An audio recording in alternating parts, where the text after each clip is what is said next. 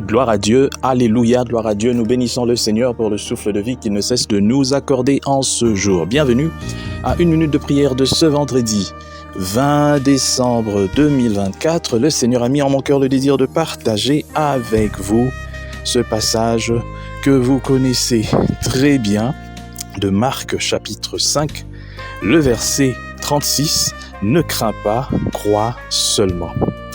J'aimerais bien relire un peu ce passage de 35 et 36, Marc 5, 35, 36. Lorsqu'il apprit son histoire, il lui dit « Ma fille, ta foi t'a sauvée ». Alors il parlait encore. Survinrent des gens de la maison du chef de la synagogue qui dirent « Ta fille est morte, pourquoi importuner davantage le maître ?» Dès que Jésus entendit la parole qui avait été prononcée, il dit au chef de la synagogue « Ne crains pas, crois seulement ». Mon frère, ma sœur, le message d'aujourd'hui peut être titré « Nous devons être immunisés contre la peur, contre l'incertitude, contre le doute ». Le Seigneur agit toujours en notre faveur lorsque nous prions et que nous mettons la foi à cette prière. Lorsque notre attention est tournée vers le Seigneur, il ne cesse de faire des grandes choses pour nous. Lorsque nous avons la foi, cette assurance qu'il va répondre positivement à notre prière, nous sommes immunisés contre la peur, contre l'échec, contre le doute.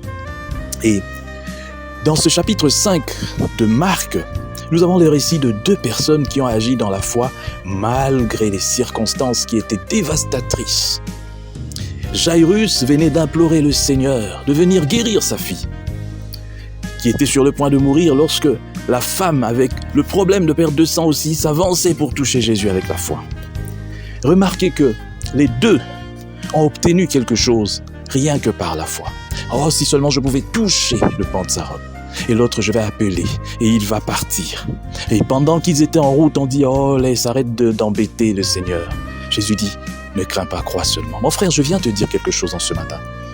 Peut-être que tu es allé de part et d'autre chez des pasteurs. Avant même d'aller chez les serviteurs de Dieu, tu étais allé chez les ngangas, chez les féticheurs. Et je ne sais pas, il y a une maman au fin fond vers Kingasani que tu allais voir. Mais ça ne va toujours pas. Je viens te dire, comme Jésus avait dit à l'apôtre Pierre, va, jette encore les filets. Ça veut dire, essaye encore. Essaye, ne dis pas que non, j'ai mis ma foi, mais je n'ai rien vu. Essaye encore. Aujourd'hui, je te demande d'essayer encore, de croire encore. Alors que tu es en train de partir, la fois passée, ça avait échoué, mais cette fois-ci, crois. Et tu verras que ça va réussir.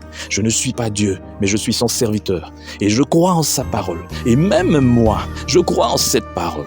Que si j'essaye encore, si je tente encore, cette fois-ci, ça va marcher. Je prie pour que toute personne qui est dans le désespoir en ce matin, en cette journée, puisse retrouver l'espoir au nom de Jésus. Je prie pour que toutes les situations difficiles, vous qui me suivez en ce moment, puissent changer. Que l'impossible devienne possible au nom de Jésus. Trouvez la solution, là où c'était difficile, trouvez la guérison, là où il y avait la maladie, trouvez les solutions, là où il y avait des problèmes. Et que le nom de Jésus soit glorifié à tout jamais. Par vous qui allez trouver des solutions. Soyez bénis au nom de Jésus. Amen. Chers frères et sœurs, dans le Seigneur, vous avez l'occasion de servir Dieu avec votre temps, avec votre intelligence, mais aussi avec vos moyens. Soutenez, restez unis dans une minute de prière chaque jour. Écrivez-nous, envoyez vos dons ici. Que Dieu vous bénisse.